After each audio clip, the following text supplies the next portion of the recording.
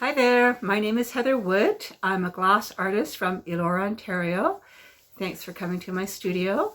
I'm going to tell you a little bit about myself and about the type of work that I do. I've been working in glass in various ways for the past 35 years. For the first 20 years in my glass history, I worked with John Ketkevich, a glass blower from St. Jacobs, Ontario. He would actually blow glass and I would decorate the surface. I would etch the glass using a sandblaster. So here's a piece of a picture of one of our pieces from those days. So he would blow the glass and I would draw on the surface of the glass with glue, and then I would sandblast the glass surface, and where the glue was protected would stay the way it is, and where the glass was not protected, the sand would eat away at the glass. So it created a low relief design. When I was at the studio with John, we did lots of great sandblasted pieces together. I did some painting there, but not a whole lot. This is one of the first pieces that we did together. So again, he would have blown the glass vase and I would have painted the piece with glass enamels. So these glass enamels have to be fired. So they would be painted on and then fired onto the glass separately. First, the piece was blown by John though. I operate my studio from my home in Elora. So I live on the original main street in Elora in a little tiny house that is very old, but I've made lots of gardens around it and I feel really grateful as a cross person to live here. I do feel fortunate too, as a craftsman for the past 40 years, that I allow myself a walk every day, and it is really inspiring. I love all these cedars in the park and the play of light and shadow, the different seasons. It's just all material to create from. Quite often on my walks, I actually take photographs and I use those photographs to draw from. So we're coming up to one of my favorite spots, a spot that I've really been inspired a lot by, and I got interested in the doorways that were created in the forest.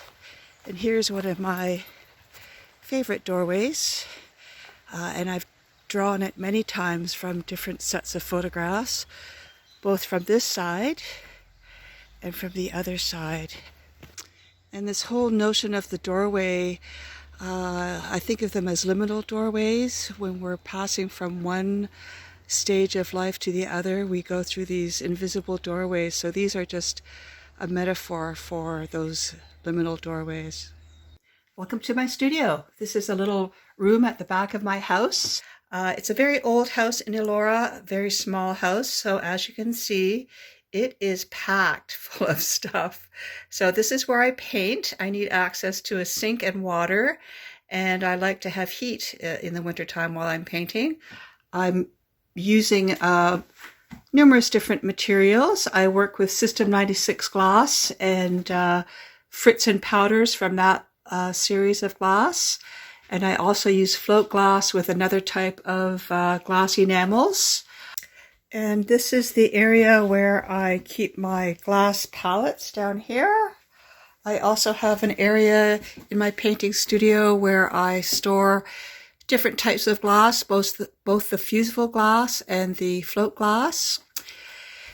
And as I mentioned before, I have many different types of different enamels, Fritz and powders that I'm using with the painting process. Lots of sketchbooks to reference as well. Before I started working in the glass studio with John, I was a textile painter. I studied textiles at Sheridan College and Georgian College for almost 4 years. So the transition from painting on textiles to painting on glass was a natural one. So when I left Thorn Glass Studio, I created another body of work, and it was based on the idea of drawing and painting. And I used float glass, which is regular window glass. They call it float glass because when they make window glass, they float it on a bed of tin.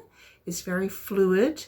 So on one layer of window glass, there is a layer of tin, and that's where the name comes from, float glass. Anyway, that's the kind of glass that I use. It is great to use it because I'm doing my part for landfill. You can't really recycle window glass because of that tin layer. So a lot of people, when they take windows out of their house, they end up throwing them away. They have to go to landfill. So people that know me do very kindly come and bring me their old windows and their old shelving, and that's what I'm starting with when I'm painting glass. So as I mentioned, I do paint the glass in the back of my house in the painting studio part, and when I'm finished painting the glass, I carry it very carefully out my back door, winter, spring, summer, or fall, and I go through my garden, whether it's raining or snowing, over to my garage, which has my kiln in it. So there's an old kiln here, and there is a sandblaster, lots of storage for materials for craft shows and things, and then I've got lots of float glass that I use.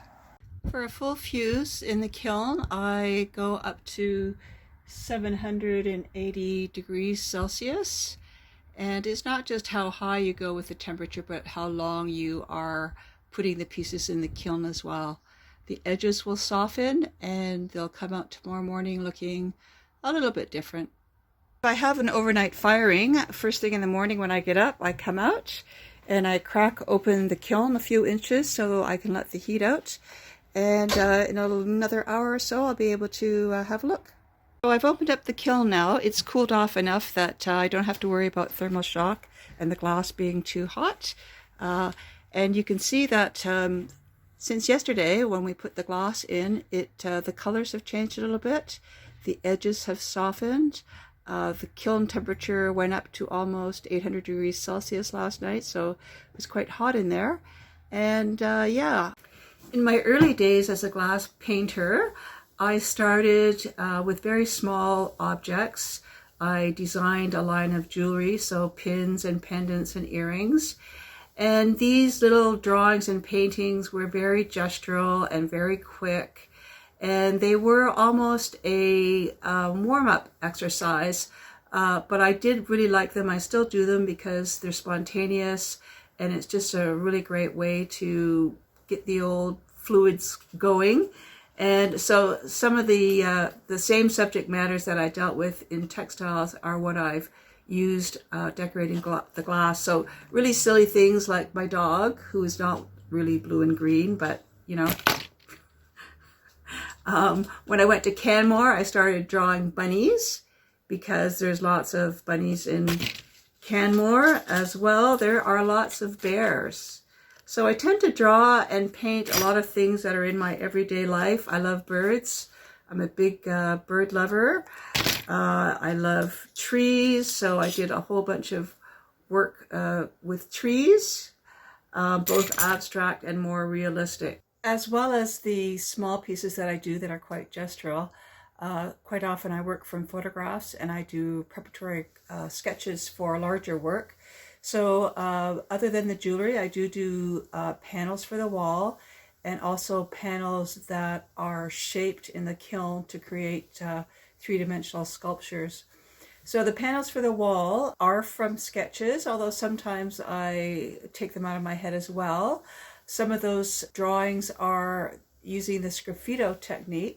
Even though I'm working from drawings, at the moment when I'm working, I can still change it up quite a bit, and it's sometimes interesting to be led along by the process rather than know 100% where I'm going to arrive. I like that, the spontaneity part of that. So I've got a couple of little pieces here just to show you the type of techniques that I'm using. So this is really sgraffito piece that shows a lot of different tools. So something like the very fine hairs, I might use a very sharp little tip to make those hairs. I might use the end of a sharpened paintbrush to make the other marks, or I might use brushes to also make different marks on the glass. So the glass is actually white underneath. It's been painted totally black, and then I'm using these different implements to remove the color on the top, which is the black, to show the color underneath. So it's a process of removal. On this piece here, I did paint some color on here and then sgraffito into the color as well. Something like this piece, which was really spur of the moment, again, is the black. And then it is using different tools. So I use this little scraper tool to make these kind of marks. So I just kind of scraping it along.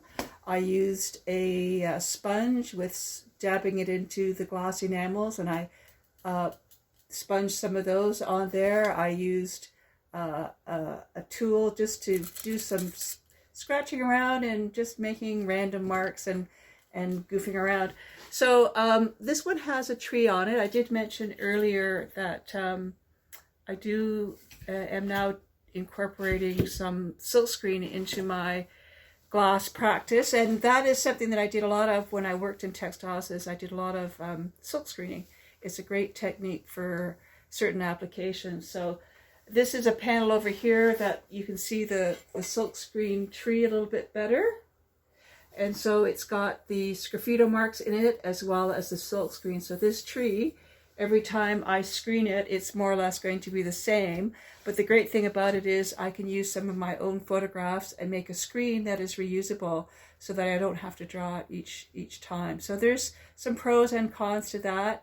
It's nice to use something a little bit different. Thanks very much for visiting my studio. I hope I was able to show you a little bit of what I do and the motivation behind it. It's certainly been quite an honor to work in glass for so many years, and I'm very thankful that I'm able to bring a little bit of the outdoors in. I always think that if you are surrounded by images of nature, then you're just going to feel better all day long. So thanks again. Take care.